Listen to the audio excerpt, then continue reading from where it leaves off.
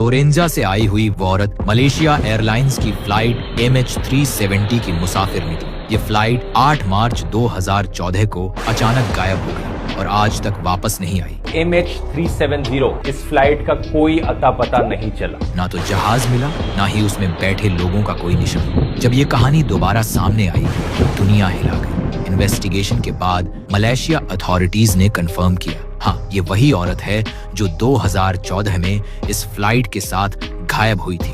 और सबसे हैरत की बात, टोक्यो की 2 लड़कियों ने कहा, ये हमारी माँ है जो उसी फ्लाइट में थी।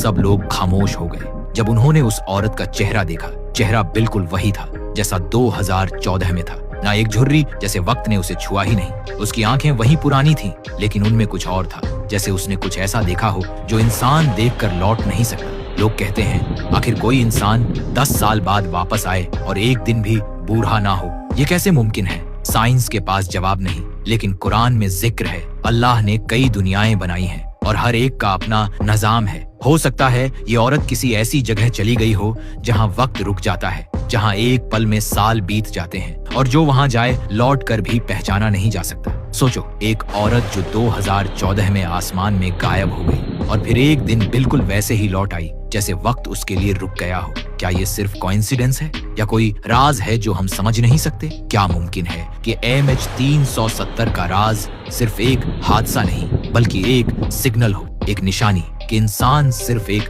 दुनिया में नहीं रहता और जहां हम सोचते हैं सब खत्म हो गया, शायद वहीं से दूसरी कहानी शुरू होती है। बहुत से लोग पूछ रहे हैं, ये औरत फ्लाइट में आई कैसे? टोक्यो के एयरलाइंस अथॉरिटीज ने कंफर्म किया है कि जब प्लेन ने टेक ऑफ किया तब तक ये टोरेंजा वाली औरत फ्लाइट में नहीं थी, लेकिन फ्लाइट के पायलट ने अपनी आखिरी ट्रांसमिशन में कहा था। फ्लाइट के आखिरी लम्हों में रडार सिग्नल्स में अजीब डिस्टॉर्शन आए थे।